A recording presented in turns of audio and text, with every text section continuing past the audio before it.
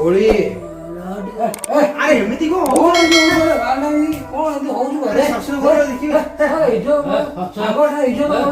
ବାପା କେତେ କଷ୍ଟ କରିକି ବାହାଘର କରିଛନ୍ତି ଗୋଟେ ଗୋଟେ ଜିନିଷ କିଣିବା ପାଇଁ କେତେ ପଇସା କାହାଠୁ ମାଗିକି ଆଣିଛନ୍ତି ସାମାନ୍ୟ ବଟନ ପାଇଁ ତମେ ବାହାଘର ଭାଙ୍ଗି ଦଉଛ ମୁଁ ବାହା ହେବିନି ବାପା ମୁଁ ବାହା ହେବିନି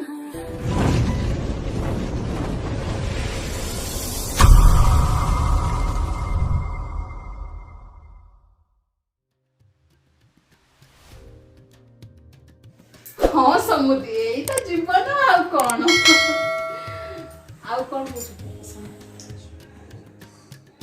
ହଁ ସମୁଦ୍ର ଆମକୁ ଝିଅ ପସନ୍ଦ ହେଇଛି ଯାହା ହଉ ସମୁଦ୍ରୀ ତମକୁ ମୋ ଝିଅ ପସନ୍ଦ ଆସିଲା ଯାହା ହଉ ସବୁ ସେଇ କାଳିଆର କୃପା ଯାହା ତ ହେଲା ସମୁଦ୍ରୀ ଏଥର ଦବା ନେବା କଥାଟା ଛିଡେଇ ଦେଇଥିଲେ ଭଲ ହେଇଥାନ୍ତା କଣ କହିଲେ ଆପଣ ଯୋଉ କହୁଛନ୍ତି ଆମେ ଯୌତୁକ ନବୁ ନା ନା ନା ନା ମୋର ଗୋଟିଏ ବେଲେ ହୀରା ଭଳିଆ ମୋର ପୁଅ ମୁଁ ହୀରା ଭଳିଆ ଝିଅ ଖଣ୍ଡିଏ ଘରକୁ ନେବି ଟଙ୍କା ପଇସା ଜିନିଷ ପତ୍ର ମୋର କିଛି ଦରକାର ନାହିଁ ବହୁତ ବଡ ହୃଦୟ ଆପଣଙ୍କ ସମୁଦ୍ରୀ ମୁଁ ବହୁତ ଖୁସି ମୋ ଝିଅ ଆପଣଙ୍କର ବୋହୂ ହେଇକି ଯାଉଛି ଆମେ ଗରିବ ହେଇପାରୁ ସମୁଦ୍ରୀ ହେଲେ କଣ ମୋ ଝିଅକୁ ଏମିତି ଖାଲି ହାତରେ ଆପଣଙ୍କୁ ଦେଇପାରିବି ହଉ ସମୁଦ୍ର ଆପଣ ଏତେ କହୁଛନ୍ତି ଯଦି ଯୌତୁକ ନେବିନି କିନ୍ତୁ ଏଇ ପୁଅଟା ପାଇଁ ଗୋଟେ ଚେନ୍ ମୁଦି ତ ଜଇଁକୁ ଦବ ସେଇଟା ଗୋଟେ ଦେଇଦେବେ ଆଉ ତ ଝୁଅକୁ ଝୁଅ ପାଇଁ ସେ ଶାଢୀ ସେ ବେକର ହାତର କାନର ଏଗୁଡାକ ତ ସବୁ ବାପା ମା ରଖୁଛନ୍ତି ଝୁଅ ପାଇଁ ତାକୁ ଯୌତୁକରେ ମୁଁ ଜମା ଗଣୁନି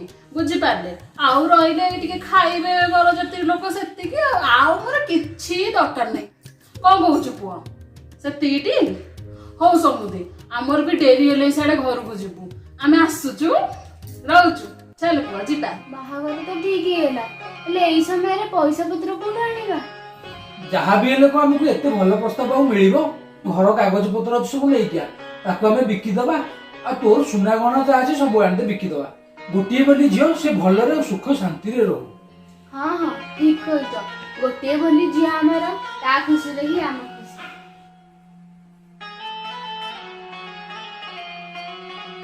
ଆରେ ସାଙ୍ଗ ଆରେ ବାହାଘର ଠିକ ହେଲା ରେ କୋଉଦିନ ଆରେ ବୁଧବାର ଆଉ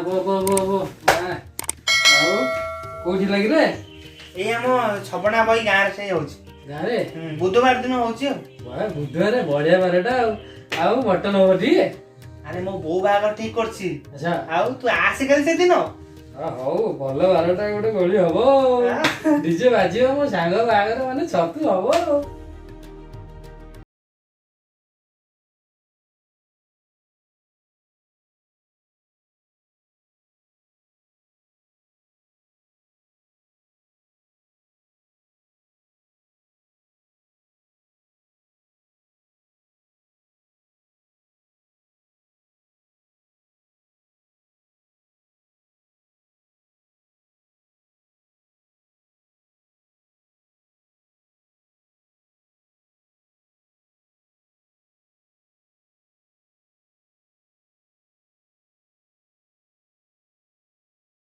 ମୋ ସାଙ୍ଗ ବାହାଘର ଓଳି ଆରେ ଏମିତି କଣ ହଉଛି ଘରେ ଶାଶୁ ଘର ଦେଖିବେ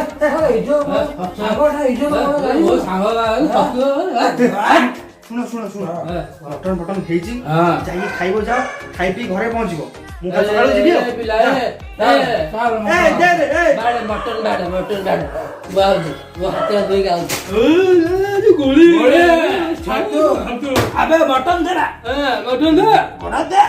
ଭାଇ ମଟନ ହେଇନି ଭାଇ ଭାତ ଡାଲି କୋବି ଆଳୁ ଛେଞ୍ଚେଡା ମାଛ କ୍ଷୀରି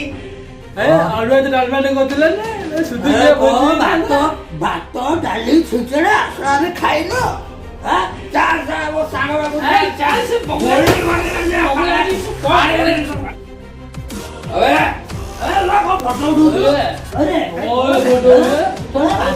ଛେଞ୍ଚେଡା କରୁଛୁ ନା ଭିକାରୀ ଖାଇବା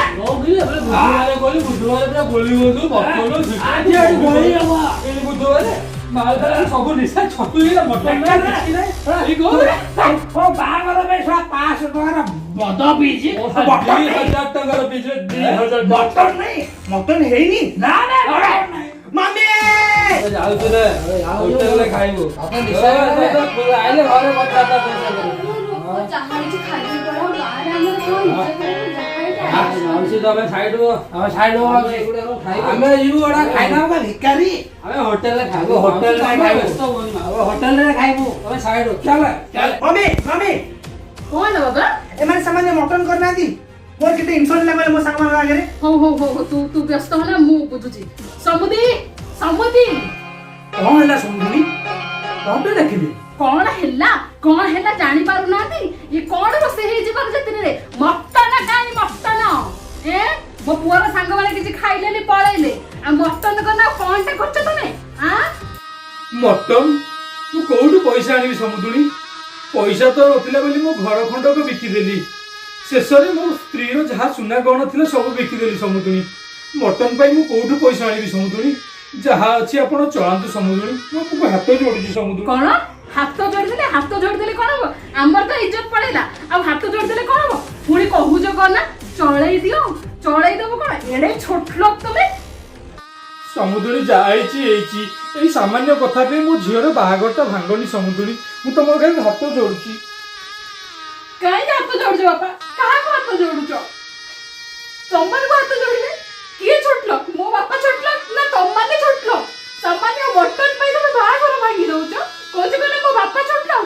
ଏ ବାହାଘର ମୋର ଦରକାର ନାହିଁ ବାପା। ମୋ ବାପା କେତେ କଷ୍ଟ କରିକି ବାହାଘର କରୁଛନ୍ତି, ଗୋଟେ ଜିନିଷ କିଣିବା ପାଇଁ କେତେ ପଇସା କାହାଠୁ ମାଗିକି ଆଣିଛନ୍ତି।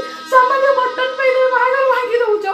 ମୁଁ ବାହା ହେବିନି ବାପା, ମୁଁ ବାହା ହେବିନି। ତୁ ଟିକେ ଚୁପ୍ ହେଇଯା ମା, ଟିକେ ଚୁପ୍ ହେଇଯା। ନାଇଁ ବାପା, ଆଜି ମତେ କହିବାକୁ ଦିଅ। କଣ କହୁଥିଲ? ଆମେ ତମମାନଙ୍କୁ କିଛି ଦେଇନୁ? ମୋ ବାପାକୁ ପଚାର, ମୁଁ ଯେତେବେଳେ ଜନ୍ମ ହେଇଥିଲି ଏଡ଼ିକି ଟିକେ ବେଳୁ ମତେ ଖାଇବା ପିଇବା ପଢିବାଠୁ ଆରମ୍ଭ କରିକି ସବୁ ଦେଇଥିଲେ। ଏ ବାହାଘର ପାଇଁ କେତେ ଲୋନ୍ ଆଣିକି ଜାଗା ବାଡ଼ି ବିକିକି ମତେ ବାହା କରଉଥିଲେ। ଆଉ ସେତେବେଳେ ମତେ କଲିଜା ଭଳିଆ ଛାତିରେ ରଖୁଥିଲେ। ଆଉ ତାକୁ ଯେତେବେଳେ ଆଜି ତମକୁ ଦେଇ ଦଉଛନ୍ତି, ତାପରେ ବି ତମେ ଚାହୁଁଛ ତମକୁ ମଟନ ଦରକାର, ଏଇଟା ଦରକାର, ସେଇଟା ଦରକାର। ଏଇଟା କି ପ୍ରକାର ମଣିଷ ପଣିଆ? ନାଇଁ ବାପା, ତମେ ମୁଁ ସେଠି ଆଉ ବାହା ହେବିନି। ତାକୁ ମନା କରିଦିଅ ବାପା, ମୁଁ ସେଠି ବାହା ହେବିନି। ନା ତୁ ଗୋଟେ ଶାନ୍ତ ହେଇଯିବ, କିଛି କହନି ତୁ। ନାଇଁ ବୋଉ, ମୁଁ କେମିତି ଶାନ୍ତ ହେବି? ତମ ଦି ଜଣଙ୍କୁ ଏମିତି କାନ୍ଦରେ ଦେଖିକି ହଇରାଣ କରିକି ମୁଁ ବାହା ହେବିନି ବୋଉ। ସେମାନେ କଣ ପାଇଁ ତମ ଦି ଜଣଙ୍କୁ ଏମିତି କହିବେ? ମୋ ବୋଉ ମତେ କେତେ କଷ୍ଟ କରିକି ମତେ ବଡ କରିଛି। ଦିନେ ଓଳି ନ ଖାଇକିରି ବି ମତେ ପାଠ ପଢେଇଛନ୍ତି। ମୋ ବାହାଘର ପାଇଁ ପଇସା ରଖିଛନ୍ତି। ତାର ସବୁ ସୁନ୍ଦର ଗହଣା ବିକିକି ମତେ ବାହା କରିଛି। ତାପରେ ବି ମୁଁ ଏତେ କଥା କଣ ପାଇଁ ଶୁଣିବି? ମୁଁ କିଛି ଶୁଣିବିନି। ଏବେ ଆଇନ ଅଛି ତା ପାଇଁ, ଆଉ ମୁଁ ଏବେ ଆଇନର ହିଁ ସାହାରା ନେବି। ଏବେ ପୋଲିସକୁ ଫୋନ କରିବି, ଆଉ ତମମାନଙ୍କୁ ତମର ଠିକ ଜାଗା ଦେଖେଇବି। ସେଠି ଯାଇକି ଖାଇବ ତମମାନେ ମଟନ।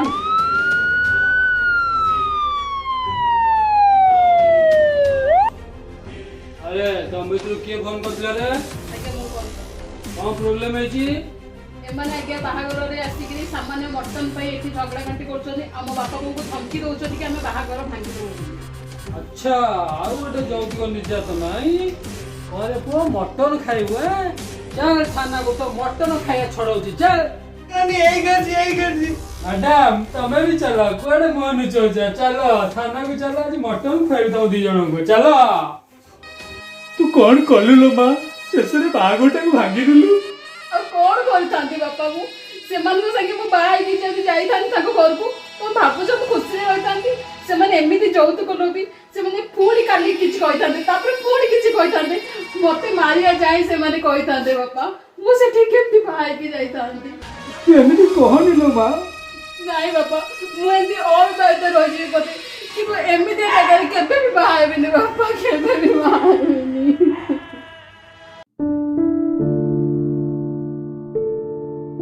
ଆଜ୍ଞା ମଟନ ପାଇଁ କେବେ ମ୍ୟାରେଜ ଭାଙ୍ଗିବେନି। ଯୌତୁକ ଦାବି କରିବନି, କରିବ ଖାଇବ। ଆଜ୍ଞା ବୁଢା ବାପର ଦୁଃଖ ବୁଝୁଥିବେ, କେବେ ଯୌତୁକ ଦାବି କରିବେନି। ମୁଁ ତ ବହୁତ ମାଡ଼ ଖାଇଲି, ଆଉ ଏ ଭୁଲ କରିବିନି। ଆଉ ଆପଣମାନଙ୍କୁ ଯଦି ଏଇ ଭିଡ଼ିଓଟା ଭଲ ଲାଗିଛି, ଦୟାକରି ଆପଣ ଲାଇକ୍ କରିବେ, କମେଣ୍ଟ କରିବେ, ସେୟାର କରିବେ, ଆଉ ଆମମାନଙ୍କୁ ଜଣେଇବେ ଭିଡ଼ିଓଟା କେମିତି ଲାଗିଲା। ବହୁତ ସାରା ସପୋର୍ଟ କରିବେ। ଆଉ ଗୋଟେ କଥା ୟାର ଗୋଟେ ଚ୍ୟାନେଲ ଅଛି, इट्स योर सौम्य हला। शॉर्ट वीडियो बहुत बढ़िया वीडियो पड़े। मस्त डांस କରୁଛି हला, डांस बढ़िया करे। तो आपण माने से चैनल को जिबे, डिस्क्रिप्शन रे लिंक हम दे दीचु, जाई तार भी सब्सक्राइब करिवे। रहिलु। जय जगन्नाथ। नमस्कार, जय जगन्नाथ।